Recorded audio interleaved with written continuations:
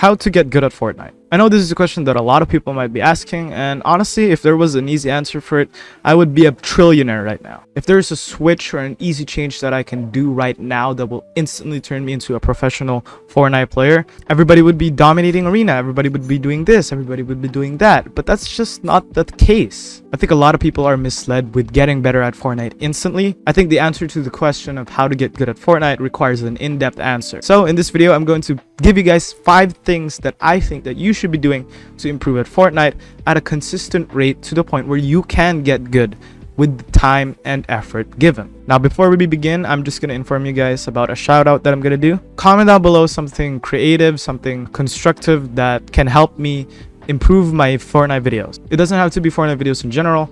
It could be ideas, it could be certain tasks you want me to do. Maybe you want me guys to improve my mic quality or something like that. Whatever it is, just make sure to comment them down below. Make sure you're subscribed because this will not work if you're not subscribed. I'm going to be picking 3 commenters and I will be shouting out their names in the next video while also showing their channels and so on and so forth. So make sure to comment down below something that you think that can help my videos. Maybe it's an idea, maybe it's just a suggestion. And make sure that you're subscribed to my channel because if you're not, this will not work. Anyway, on to the video. So the first tip that I can give you is to really put in the effort in creative maps. I know a lot of people have been saying to keep playing ranked, keep playing pubs, just keep playing the game and you'll eventually get good. I 100% agree with that, but if you're not constantly working on specific things, then you're not going to get better. So for example, you want to learn how to double edit. You wouldn't double edit in a real match because you would be way too focused on other factors. You want to start slow. You want to start with learning how to do the double edit, and then you're going to learn how to put that into your muscle memory so that you're not struggling when you're doing double edits. In this case, you can apply that to creative 1v1s, to creative 2v2s, and even in free-for-all. And after that, you can and eventually will be able to apply that into real games. So let's say you're trying to learn a piece control. If you don't know how to do piece control, then you wouldn't want to go into a real game and try out piece control. You're going to get demoralized. You know, the queue times, you're going to die. You might face a toxic player and you might just instantly tilt. So I highly recommend going to creative, going into your own map, going to Raiders piece control map. I'm going to be linking down below the maps that I highly recommend for you to improve on. These maps have personally helped me improve to the point where I can apply certain things into the game, whether it's triple editing, double editing, or piece control, or maybe just building in general. I was able to apply them because of these maps. But to be honest, if you are disciplined enough to keep learning and keep trying new things in your own map, that would be good. So yes, creative does help, but I wouldn't spend way too much time on it. It's definitely not helpful that you're spending way too much time in creative, and I mean literally not playing a single ranked or a single pub game. I recommend playing around 2 hours on creative and then going for 2 hours in real games. This is a step in the right direction if you really want to improve and you really want to apply certain things you learned from creative into real games. So the second tip that I'm going to give that I actually believe is going to be very influential is time management. You want to be able to manage your time. There's this saying that working hard is not as good as working smart, but I disagree with that. I think that you need to work hard and smart to get the best possible results. So let's say you're actually working smart. You're not blindly going into creative, playing 8 hours in creative, or let's say you're not going into ranked 8 hours a day without actually trying to improve your skills in creative. But let's say you're actually working smart. You're getting good at creative while also getting good at the real game, applying what I told you guys in the previous tip.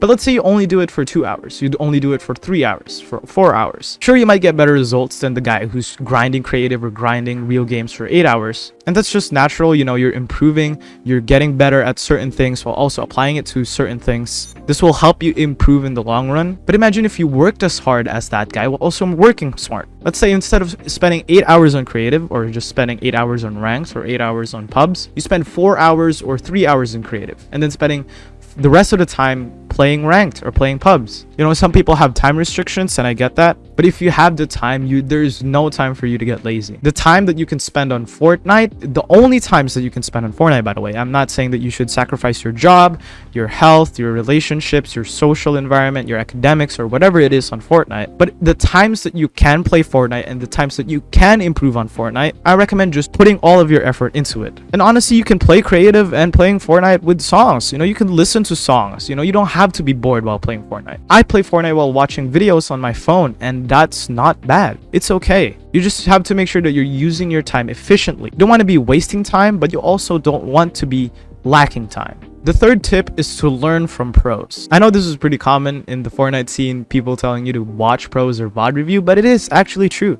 Fortnite pros have already mastered their craft. The good thing about watching pros play is that you actually see what you're supposed to do. Pretty much you get to see what they do right. And that's good into applying into your own game. Obviously, it's important to VOD review yourself, figuring out what you did wrong. Now, I'm sure Fortnite is not as easy as, looking at somebody and applying, what's right to what's wrong. But it definitely helps, and I think that it helps a ton. I think Fortnite pros are insane, and I believe that Fortnite pros who actually are really good at the game have so much talent. They've worked their butt cheeks off, honestly, at this point. It doesn't even have to be a pro. Like, I watch FaZe too, and I've personally built my gameplay around FaZe. And watching his Twitch streams and watching his YouTube videos, he has been put in situations where if I was in his situation, I would have died. So if he didn't die in that situation and he manages to succeed in that situation where I would have failed, when that situation happens again, I can improve on it and actually win the fight instead of losing it. And this is a really influential tip if you know the basics of building. If you know the basics and you're really good, but you're just against players who are probably better than you, VOD reviewing pros is probably the best way for you to separate yourself from the competition. The poor tip that I can give you is actually relatively funny at this point. A lot of people have been laughing at me for this tip, but it actually helps a lot. This tip is to enjoy Fortnite. I enjoy playing no builds. I enjoy playing creatives, just playing creative, like playing Party Royale. When you're doing something, it's hard to get better at it if you don't enjoy it. So if you're playing sports, let's say you don't enjoy basketball. How are you going to spend 9 hours of your day trying to get good at basketball if you don't enjoy it? I love badminton and I absolutely enjoy that sport. I can spend 7, 8, 9 hours of badminton training just because I enjoy playing badminton. I don't care how tiring it is, but I enjoy the process of getting better. I enjoy being better. But not only that, but I also enjoy winning in badminton. I enjoy feeling the success within badminton.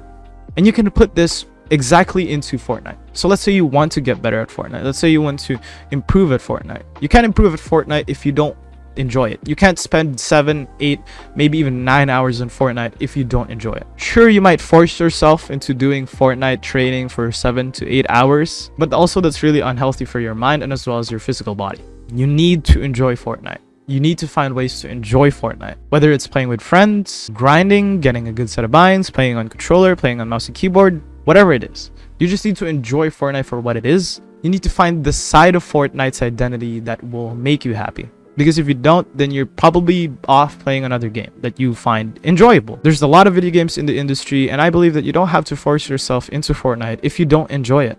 The fifth tip that I can give you is to use your unfair advantage. I've learned this from Ali Abdal. I'm going to link his YouTube channel in the description below, by the way. He's a really good YouTuber and he gives a really good advice to everybody. And I think the unfair advantage tactic or the unfair advantage tip is really influential. Now you might be asking, what do you mean by unfair advantages? It's basically finding something positive in you that not everybody has. So for example, I'm a controller player. One thing that I have is 360-degree movement that mouse and keyboard players don't have. That's an unfair advantage already. Unfair advantages can range from the right set of binds to the right set of sensitivity, maybe even the right gear, the right FPS setting. It doesn't matter. And you can even use the things you learned from creative into the real match as unfair advantages. If you know how to quintuple edit or if you know how to quadruple edit and your opponent doesn't know, that's already an advantage that you have that he doesn't. And you can even use this in training. If you are disciplined to get better at Fortnite and you have the time to get better at Fortnite, you already have an unfair advantage against players who don't have the time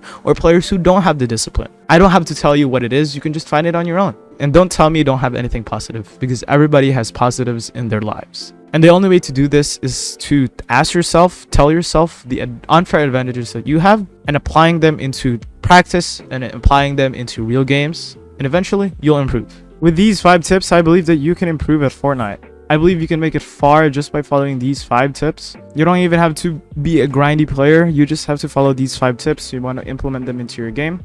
And eventually you'll improve. Anyways, that's it for me. And I'll see you guys in the next video. Goodbye.